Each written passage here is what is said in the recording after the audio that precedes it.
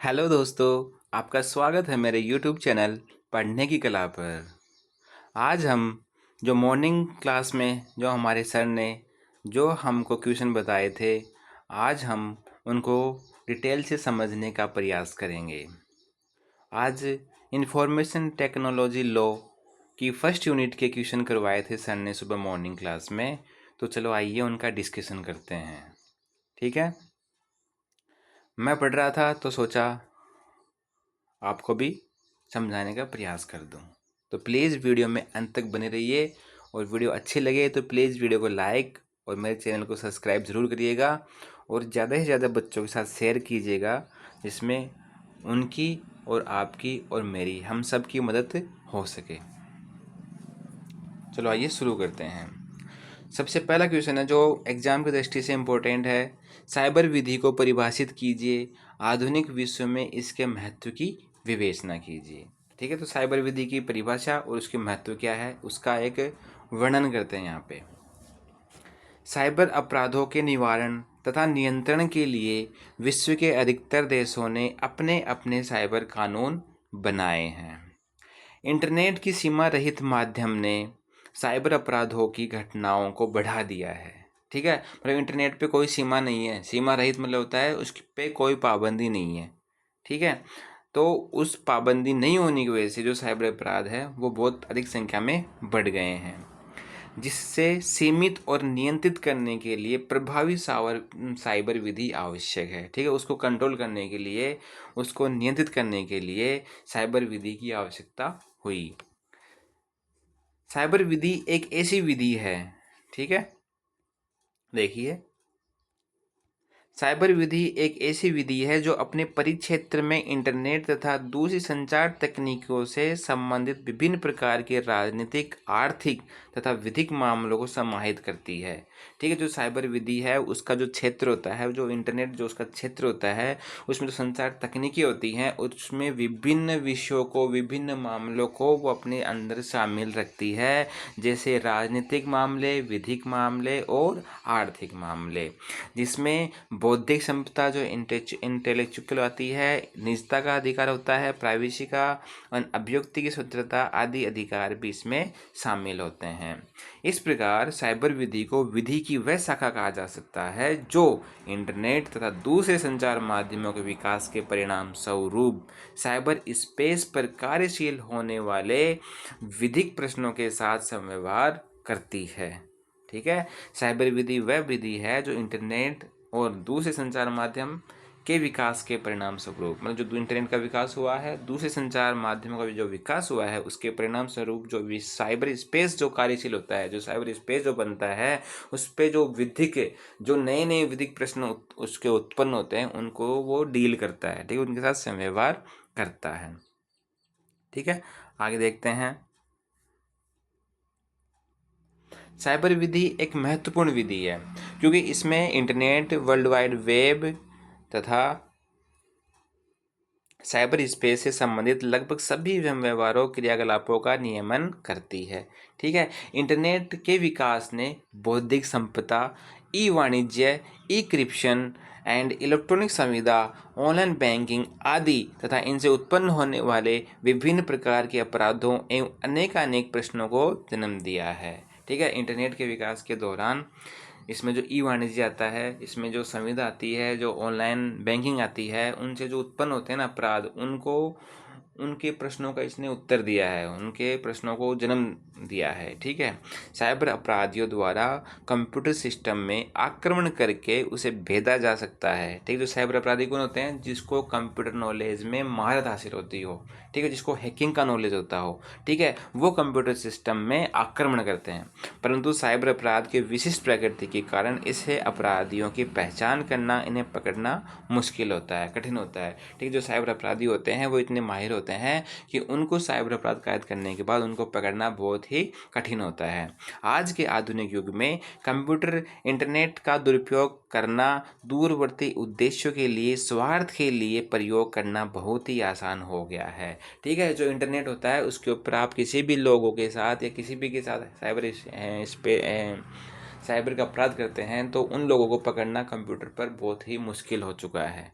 ठीक है, इंटरनेट को संचार के एक प्रभावी माध्यम के रूप में देखा जाता है। ठीक है, ये एक संचार का जो प्रभावी माध्यम होता है इंटरनेट। ठीक है, संचार माध्यम क्या होता है, जैसे अपन किसी को ईमेल भेज सकते हैं, किसी के साथ कॉलिंग कर सकते हैं, किसी को टेक्स्ट मैसेज भेज सकते हैं। ठीक है, ये आगे संचार के माध्यम के अंदर।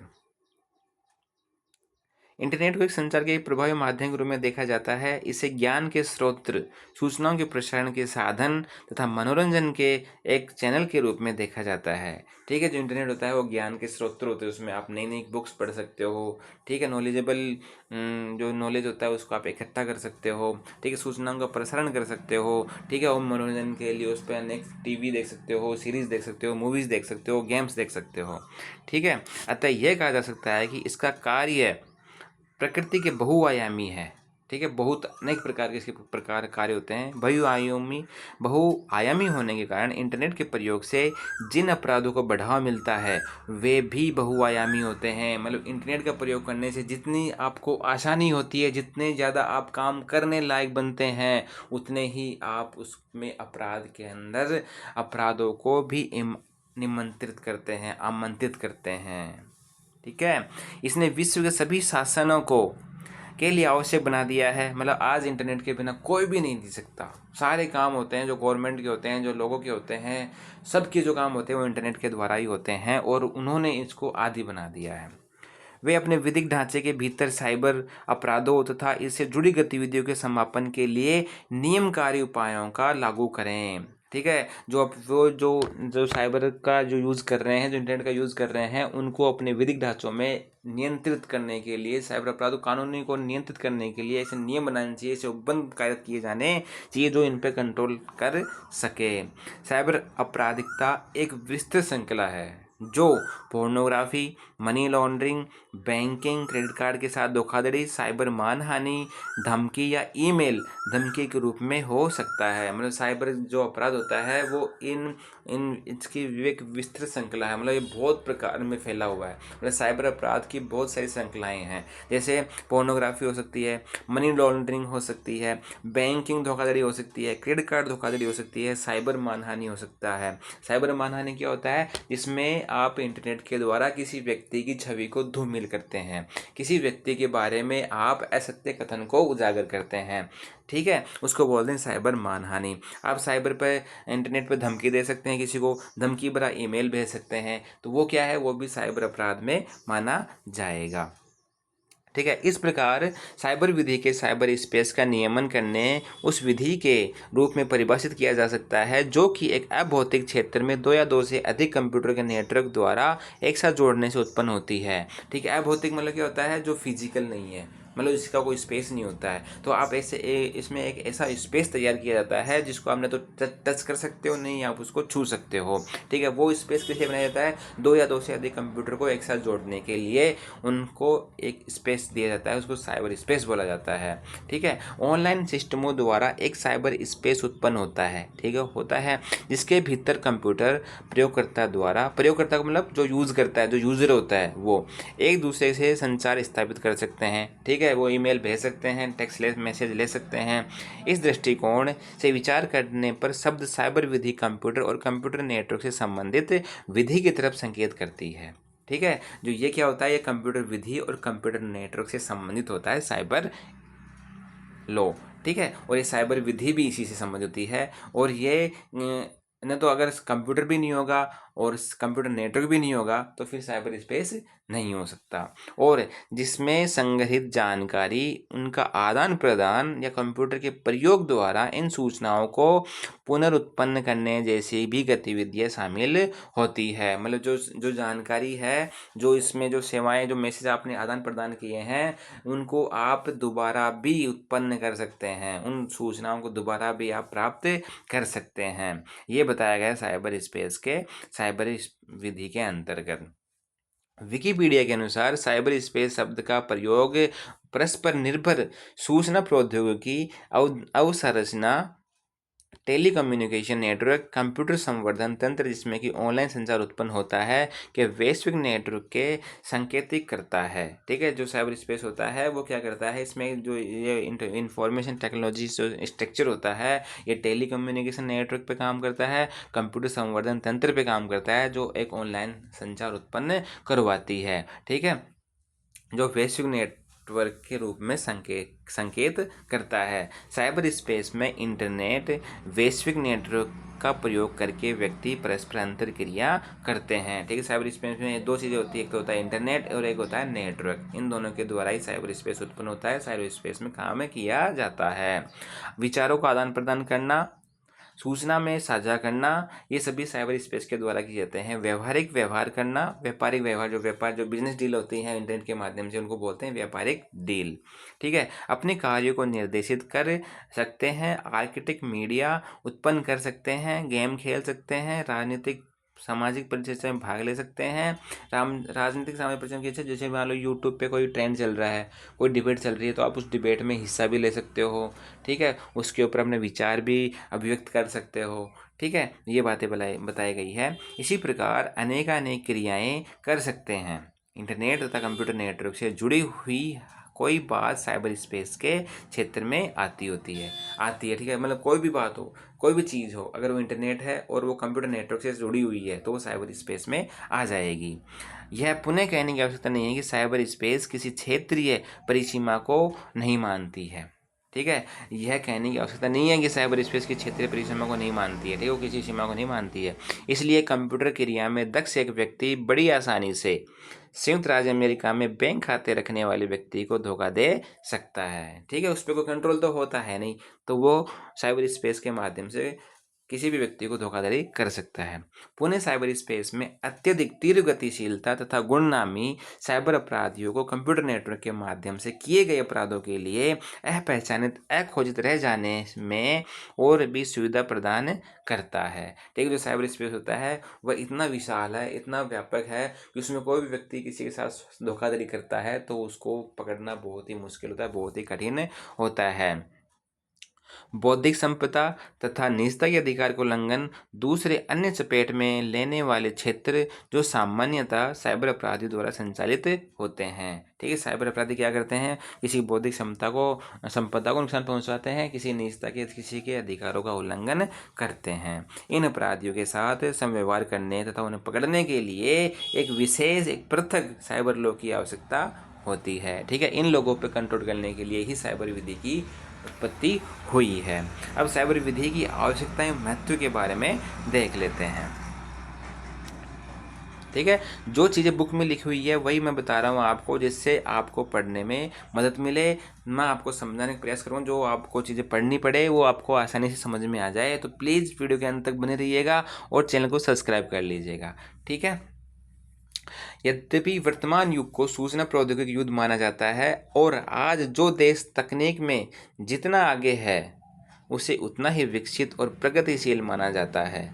आज सूचना प्रौद्योगिकी के नित्य नए अनुसंधान एवं विकास के कारण ही संपूर्ण विश्व की एक वैश्विक गांव बन गया है। ठीक है, जो संपूर्ण विश्व होता है वो साइबर स्पेस के माध्यम से एक वैश्विक ग्लोबल विलेज बन गया है। परंतु इस प्रौद्योगिकी के विकास और प्रगति के साथ साथ ही साइबर अपराधों में भी तीव्र गति से अनुपातिक वृद्धि होती जा रही है। ठीक है, जो प्रौद्योगिकी विकास हो रहा है तो साइबर अपराधी भी बढ़ते जा रहे हैं, साइबर अपराध भी बढ़ते जा रहे हैं।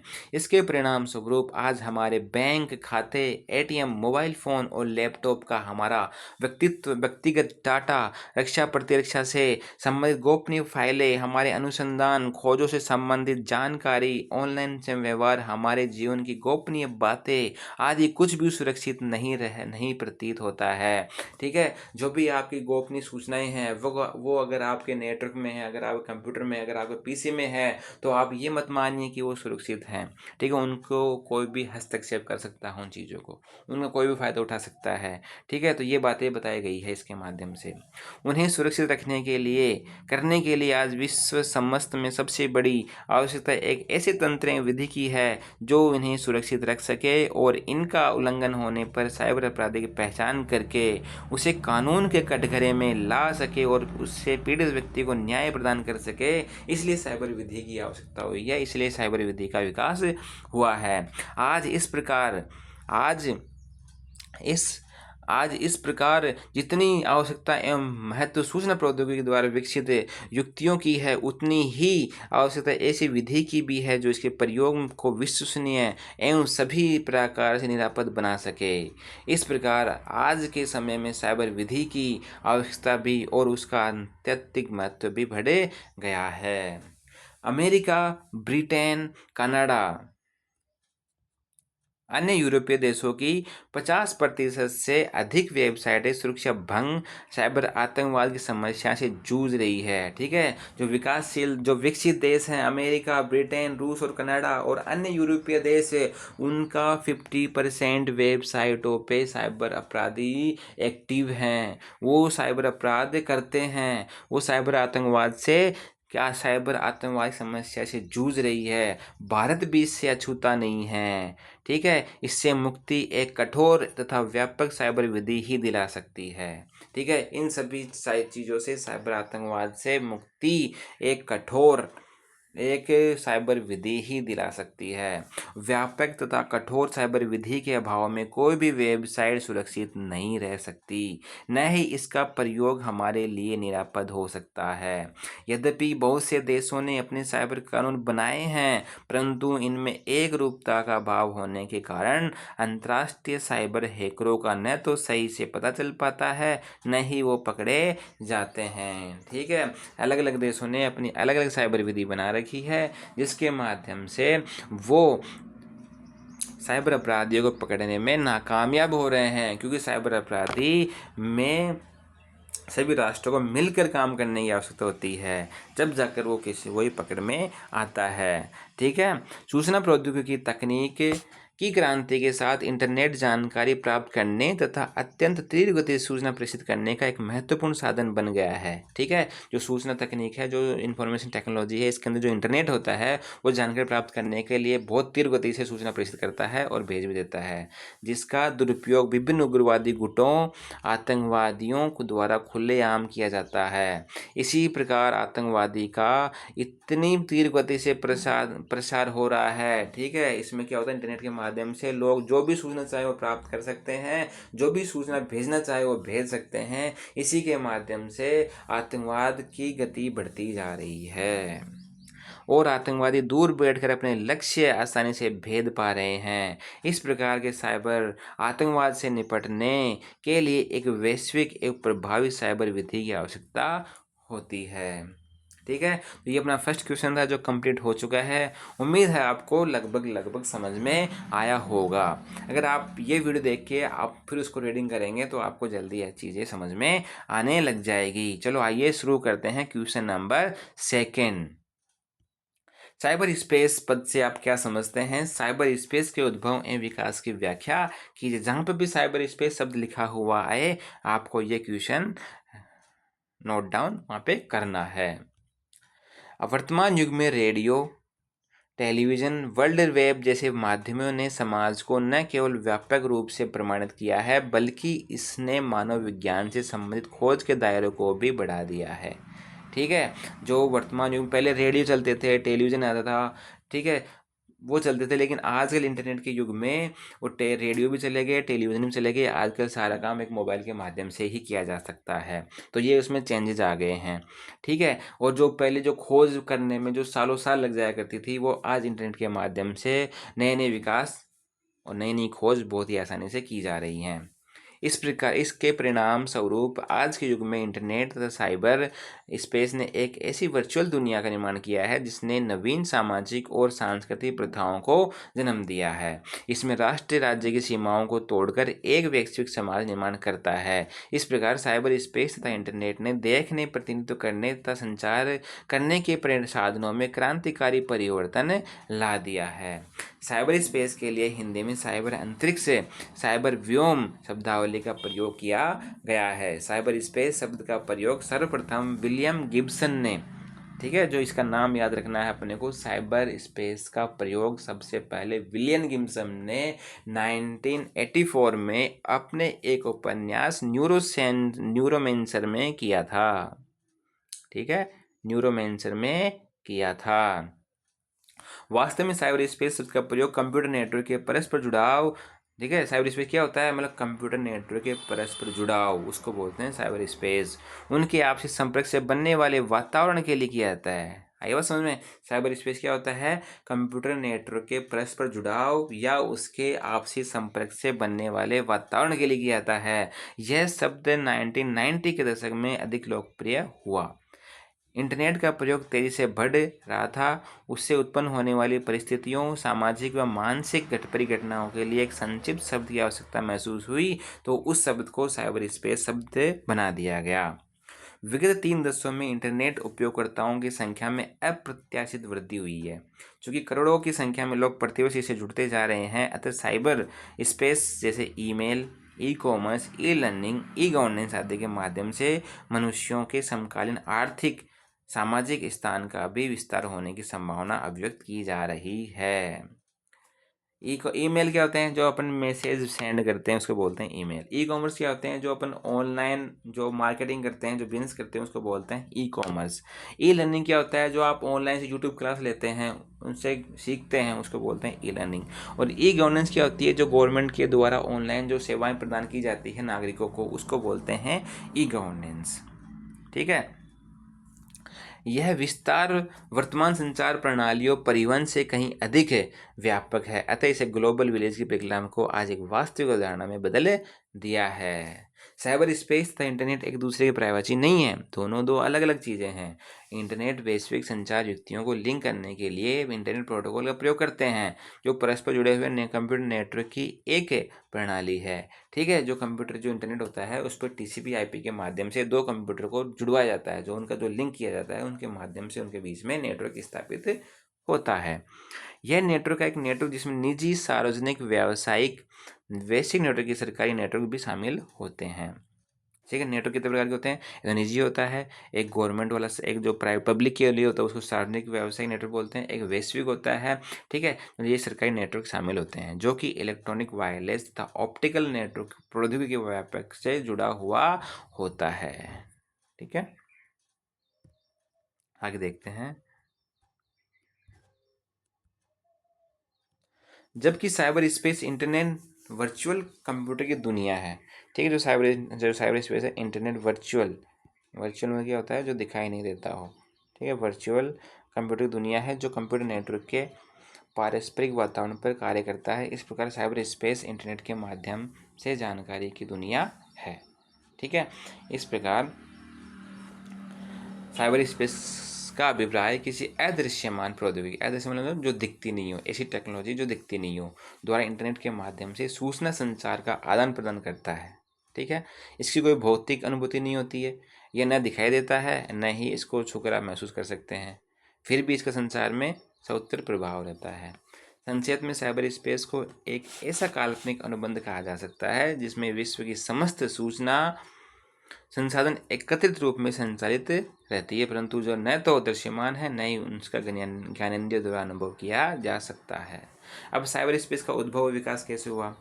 आधुनिक परिक्षेत्र में साइबर स्पेस शब्द का प्रयोग सर्वप्रथम विलियम गिब्सन नामक एक अमेरिकन कनाडाई उपन्यासकार ने 1984 में प्रकाशित अपने उपन्यास न्यूरोमेंसर में किया था।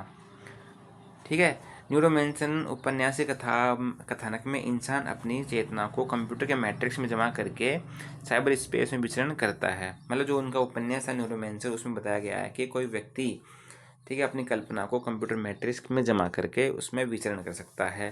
परंतु विलियम गिब्सन के पहले भी साइबर स्पेस से मिलते जुलते शब्द साइबरनेटिक्स का प्रयोग गणितज्ञ नॉबर्ट बाइनर ने 1949 में किया था। वस्तुतः साइबरनेटिक्स एक गणितीय अवधारणा है जिसमें इलेक्ट्रॉनिक कंट्रोल सिस्टम की तुलना मनुष्य के नाड़ी तंत्र से की जाती है। बाद में 1990 के दशक में जब इंटरनेट का प्रयोग बढ़ने लगा तो शब्द का प्रयोग इंटरनेट तथा इसकी क्रियाओं के लिए किया जाने लगा। आज जब इंटरनेट और कंप्यूटर प्रणाली का काफ़ी विकास हो चुका है तो साइबर स्पेस एक ऐसी आभासी दुनिया बन गया है जहां बहुत सारी गतिविधियां हैं जिसने हमें देख नहीं सकते, छू नहीं सकते, परंतु आसपास महसूस अवश्य कर सकते हैं। अकूत क्षमताओं तथा अपार संभावनाओं के कारण इस आभासी दुनिया ने हमारे वास्तविक जीवन को अत्यधिक प्रभावित किया है और ऐसा लगता है कि इसके बिना अब आगे जीवन सुचारू रूप से नहीं चल सकता। आज हर क्षेत्र में इसका तेजी से विस्तार हो रहा है, चाहे वह व्यापार हो, शिक्षा हो, शासन प्रणाली हो, देश की रक्षा प्रतिरक्षा का विषय हो, स्वास्थ्य से जुड़ा हुआ क्षेत्र हो, सब कुछ साइबर स्पेस के दायरे में आ चुका है। इलेक्ट्रॉनिक संचार तथा सॉफ्ट कॉपी जैसे माध्यमों का प्रयोग दिन प्रतिदिन बढ़ रहा है। इसके बहुआयामी प्रयोग के चलते ही संचार, नेटवर्किंग, सक्रियता तथा मनोरंजन जैसी कई नई संभावनाएं इंटरनेट के माध्यम से बहुत आसानी से संभव और सुलभ हो गई है। इसके माध्यम से विकास की गति भी तेज हुई है और विकास परियोजनाओं की मॉनिटरिंग भी आसान हो गई है। परंतु ढेर सारी खूबियों के बढ़ने के साथ साइबर अपराधों ने भी कई समस्याओं को जन्म दिया है, जिसका निराकरण भी साइबर विशेषज्ञों द्वारा किया जाना आवश्यक होता है। साइबर विधि की आवश्यकताएं, महत्व क्या है? साइबर स्पेस का उद्भव 1990 के दशक में हुआ।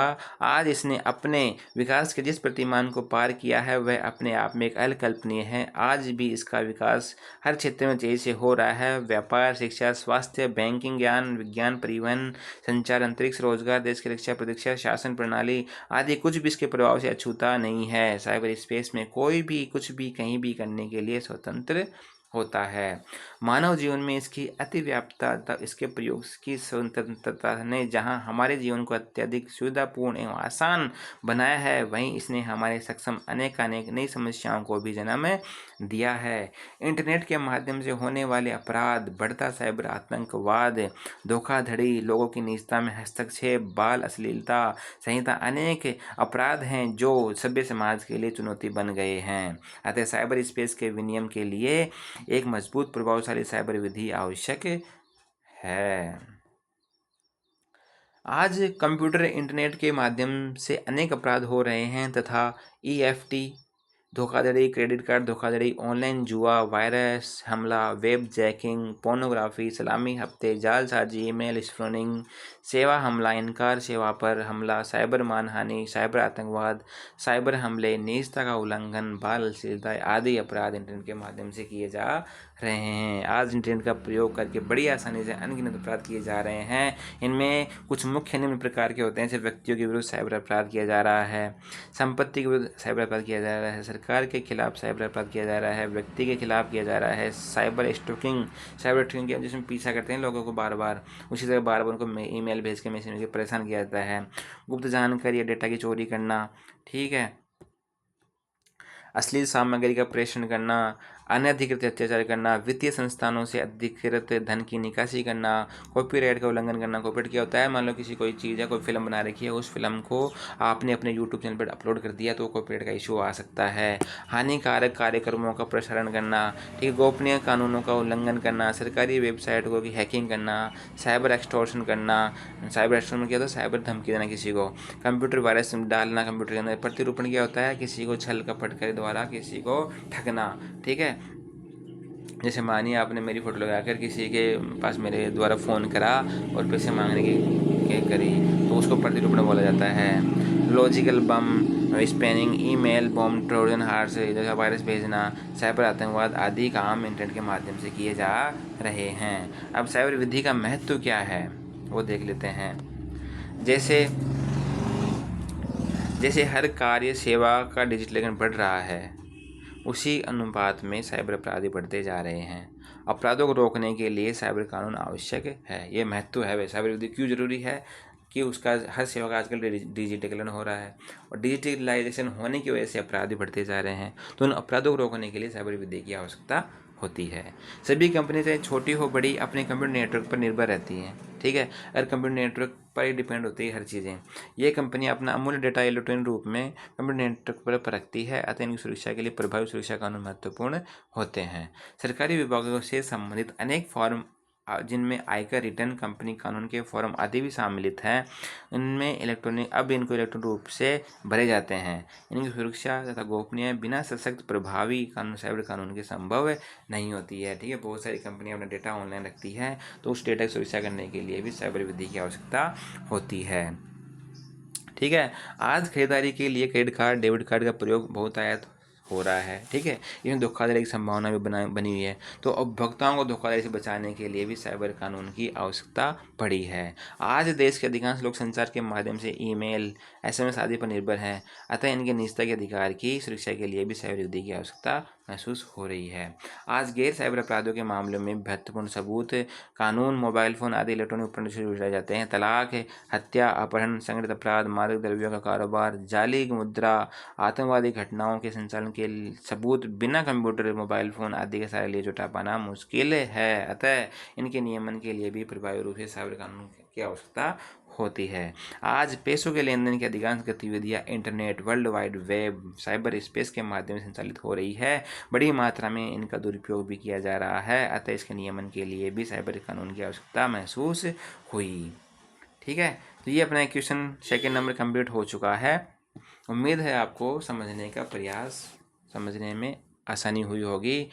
ठीक है, मैं ये वीडियो आपको इसलिए बना रहा हूँ कि आप सफ़र करते समय, ट्रैवलिंग करते समय, किचन में काम करते समय, सोते समय आप इस वीडियो को देखें नहीं तो आप इस वीडियो को सुनें, तो भी सुनने से भी चीज़ें जल्दी याद होती हैं। अब क्वेश्चन नंबर 3 यूज़ करते हैं। साइबर व्योम, साइबर लॉक पर संक्षिप्त में प्रकाश डालिए। ठीक है, वो साइबर व्योम, साइबर स्पेस मिले जुले शब्द हैं दोनों। ठीक है, देखिए इसमें क्या बोला गया है। इससे अभिप्राय यह है कि साइबर व्योम, साइबर लॉक, साइबर व्योम मोटे रूप से एक ऐसी दुनिया से है जो प्रकाश तंतुओं, संकेतों, आंकड़ों, उनसे सूक्ष्म एकांकों, ऐसे ही अन्य तत्वों से भरी हुई है। ठीक है, मतलब जो ऑप्टिकल फाइबर्स होते हैं, जो इंस्ट्रक्शंस होती हैं, जो डेटाज होते हैं, ठीक है, वो किस तरह से मिलते हैं, कैसे जुड़ते हैं। ठीक है, जो जो एक स्पेस बनता है ना, स्पेस बनता है तो स्पेस किस वजह से, जो इलेक्ट्रॉनिक मैग्नेटिक फील्ड होता है उसके द्वारा वो स्पेस बनता है। तो वो स्पेस के बारे में बताया गया है, साइबर स्पेस क्या होता है। ठीक है, तो उसमें प्रकाश तंतु होते हैं, संकेत होते हैं, आंकड़े होते हैं, उनमें सूक्ष्म एकांक होते हैं, ऐसे ही अन्य तत्वों से भरी होती है, उसको बोलते हैं साइबर स्पेस। यह एक आभासी दुनिया होती है जहाँ बहुत सारी गतिविधियाँ आप देख नहीं सकते, उनको टच नहीं कर सकते, बट आप उनको छू भी नहीं सकते। इसमें अपार क्षमताएं होती हैं और मनुष्य के लिए अपार संभावनाएं हैं। ठीक है, वह इस दुनिया में ऐसी चीज़ें प्राप्त करने का प्रयास करता है एवं अस्वस्थ रहता है कि उन्हें अवश्य ही प्राप्त कर लेगा, जिसका वह कभी स्वप्न भी नहीं देख सकता था। यही कारण आने वाला हर पल उसके जीवन में इस आभासी लोक के प्रति आकर्षण को बढ़ाता है। ठीक है, जो अपने सपने देखते हैं ना, सपने में ऐसे होता है वैसे होता है, भाई कोई चांद पे पहुंच गया, कोई मंगल पे पहुंच गया, तो वो सारी चीज़ें अपन सपने में देखते हैं, तो वो इंटरनेट के माध्यम से वो सारी चीज़ें सपने सच जैसे लगते हैं। ठीक है, तो इस वर्चुअल दुनिया में लोगों को मज़ा आने लगा है, लोग इस वर्चुअल दुनिया के प्रति आकर्षित होते जा रहे हैं। ऐसा माना जाता है कि विलियम मार्क बग्सन ने वैज्ञानिक उपन्यास न्यूज़ रोमांसर 1984 में प्रकाशित हुआ था। सबसे पहले साइबर व्योम शब्द का प्रयोग इन्होंने किया था। विलियम गिब्सन द्वारा साइबर व्योम की कल्पना इस प्रकार की थी। हर देश में विधिसम्मत प्रचारकों द्वारा गणितीय संकल्पनाओं का अध्ययन कर रहे छात्रों द्वारा सदैव महसूस किया जाने लगा एक सहमतिक विभ्रम, कंसेंशुअल हेलुसिनेशन। मानवीय प्रक्रम में प्रत्येक कंप्यूटर के बैंकों के निष्कर्षित आंकड़ों का एक अनुरेखिक प्रतिचित्रण अत्यंत जटिल मस्तिष्क के अवयवों में प्रासंभूत प्रकाश रेखाएं आंकड़ों के संग्रह पुंज ही साइबर व्योम होता है। साइबर लॉक साइबर व्योम से काफ़ी निकट है, जो कह सकते हैं कि इनका पर्याय भी हो सकता है। कंप्यूटर भक्तों, सजाल पर्यटकों, ऐसे ही अन्य व्यक्तियों की दुनिया की ओर संकेत करता है। ऐसे ही अर्थ वाला एक अन्य शब्द प्रचलन में आया जिसे साइबेरिया कहा जाता है। ठीक है, मतलब जो कंप्यूटर पे यूज़ करेगा, जो साइबर का यूज़ करेगा, जो इंटरनेट यूज़ करेगा, उसको साइबेरिया कहा जाता है। साइबर लोक को व्यापक रूप से व्याख्या करते हुए एक ऐसे जीवलोक जहां उपयोगकर्ताओं के लिए किसी कारोबार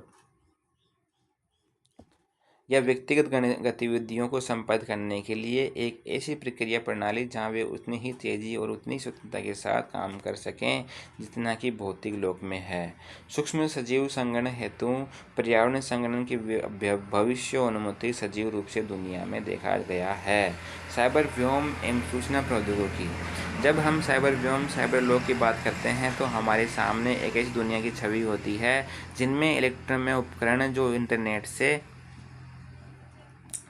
से संबंध रखते हैं उनके संवाद के माध्यम से सूचना प्रौद्योगिकी है। मोटे तौर पर हम इसे दो घटकों के रूप में ले सकते हैं। पहला, कंप्यूटर जैसे उपकरण होने चाहिए, इंटरनेट के माध्यम से संबंधित किया गया नेटवर्किंग सिस्टम होना चाहिए। पहला घटना कंप्यूटर प्रौद्योगिकी का उत्पाद है, तो दूसरा सूचना प्रौद्योगिकी का। ठीक है, पहले तो कंप्यूटर का प्रोडक्शन होगा, फिर उसके बाद में नेटवर्क टेक्नोलॉजी का। इस दोनों के घटकों के लिए प्रयुक्त विधियां भी दो प्रकार की हैं। कंप्यूटर विधि होती है और एक होती है सूचना प्रौद्योगिकी की विधि। कंप्यूटर विधि में क्या होता है, जो कंप्यूटर में का नॉलेज होता है, जो कंप्यूटर से संबंधित होता है। लेकिन साइबर लोक में किसी प्रकरण पर विचार करते समय हमें एकाधिक दूसरी विधियों क्षेत्राधिकारों से होकर गुजरना पड़ता है। आम धारणा जिसके अनुसार साइबर लोक में कोई कभी भी कहीं भी कुछ भी कर सकने के लिए स्वतंत्र है, के विपरीत यह दुनिया जिसे हम साइबर लोक कहेंगे मानवीय कृत्यों का एक ऐसा क्षेत्र है जो विधियों द्वारा अत्यधिक विनियमित होता है। विनियमित मतलब कंट्रोलित होता है। ठीक है, उस पर कंट्रोल होता है। साइबर व्योम के बारे में एक भ्रम यह है कि इंटरनेट एक ऐसा क्षेत्राधिकार का घोतक है जो नया है, जिसमें वर्तमान की कोई विधि विनियम लागू नहीं होता है। इंटरनेट विश्वव्यापी उपलब्धता का आशय यह है कि साइबर व्योम में की जाने वाली क्रियाओं पर किसी एक विधिक क्षेत्राधिकार का विधिक या वास्तविक नियंत्रण नहीं होता है। क्षण भर विचार करते ही यह भ्रम गायब हो जाता है। इंटरनेट से व्यवहार में शामिल सभी कर्ताओं की असली दुनिया में कहीं न कहीं अस्तित्व है जो एक या एकाधिक विधिक क्षेत्राधिकारों के अधीन है। संभव है इंटरनेट वह स्थान है जो अविनियमित होने की अपेक्षा अत्यधिक विनियमित है। तो ये हमने फर्स्ट यूनिट के 3 क्वेश्चन कर लिए जो बहुत इंपॉर्टेंट थे एग्जाम की दृष्टि से। उम्मीद है आपको समझ में आया होगा। तो प्लीज़ आप मेरे साथ जुड़े रहिएगा। पूरा वीडियो देखने के लिए आपका बहुत बहुत धन्यवाद। मिलते हैं नेक्स्ट इम्पोर्टेंट क्वेश्चंस में। ठीक है, थैंक यू सो मच।